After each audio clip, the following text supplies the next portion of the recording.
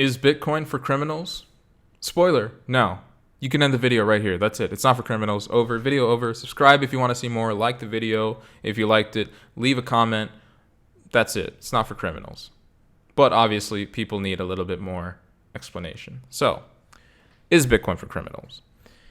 There is a big push by government bodies, by entities, by individuals who have power, by people like Nouriel Roubini to call Bitcoin an asset for criminals. And obviously there's incentives behind that. And so usually whenever someone in power does something in any kind of powerful position, usually when they do something, it's for an intended purpose and for an obvious or sometimes not so obvious reason or motive.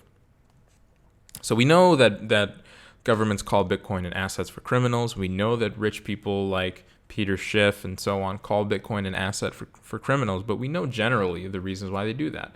In Schiff's case, it's because he owns Schiff Gold. So he has gold. He wants people to buy gold instead of Bitcoin. Bitcoin is a direct competitor to his business.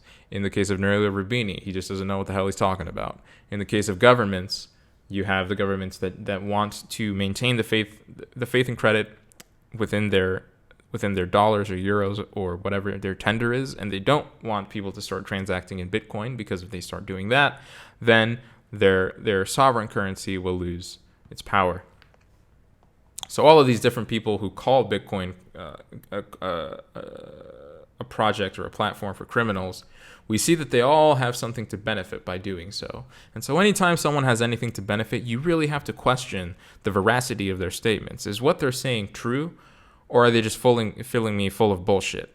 And so that is the most important thing. And I think anytime anyone has a motive, it's usually the motives. That's pretty much always why. No one's ever doing anything for free. No one's doing anything out of their goodwill, right? It's for an intended effect. So, historically, when it comes to Bitcoin, yes, Bitcoin was used for shady things. When we look at the darknet markets, when we look at things like Silk Road and all of the people buying and selling drugs and arms in some case and all of these different things. Yes, Bitcoin was used by criminals. Chinese people have laundered money with Bitcoin. Bitcoin was, at one point, this untraceable, untrackable internet money that you could use in order to avoid having to deal with regulatory authorities and governments and bodies and these kind of things. However, that was the point. That was a story at one point. That was a story in the past. Bitcoin has gotten large enough now that people realized, that companies realized that you could actually do chain analysis on this thing. That what happened is there's a massive paper trail in between addresses.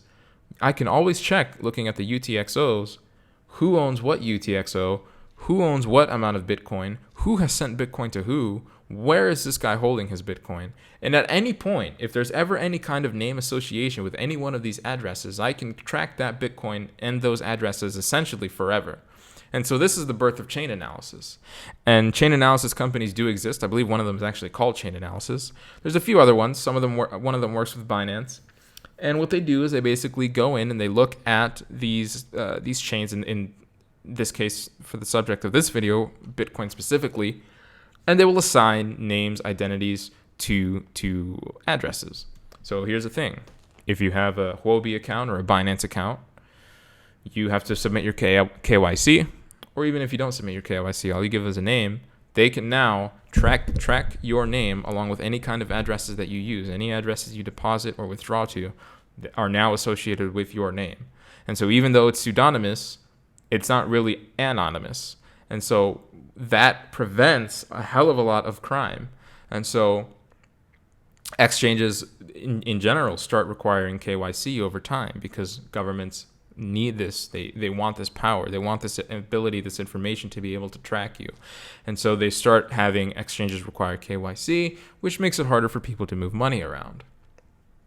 So the other way you can think about it is if you are a criminal. So imagine yourself as a criminal, right?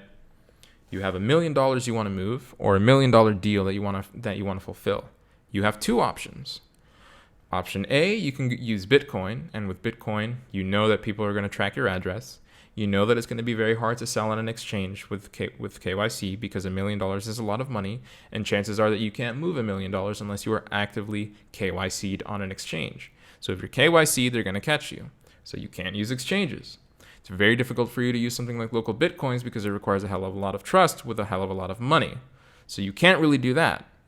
You can try and split your Bitcoin, but then that makes it slower. That makes you volatile to market risk. So that makes it very, very difficult to move the Bitcoin around. Not only this, but if you got your Bitcoin through, it depends how you got your Bitcoin, but if you did something through like a hack, let's say, well, now everyone knows where your addresses are and you can never really move those coins. So that's option one. If you're a criminal, okay, I want to do $1 million deal, I can use Bitcoin.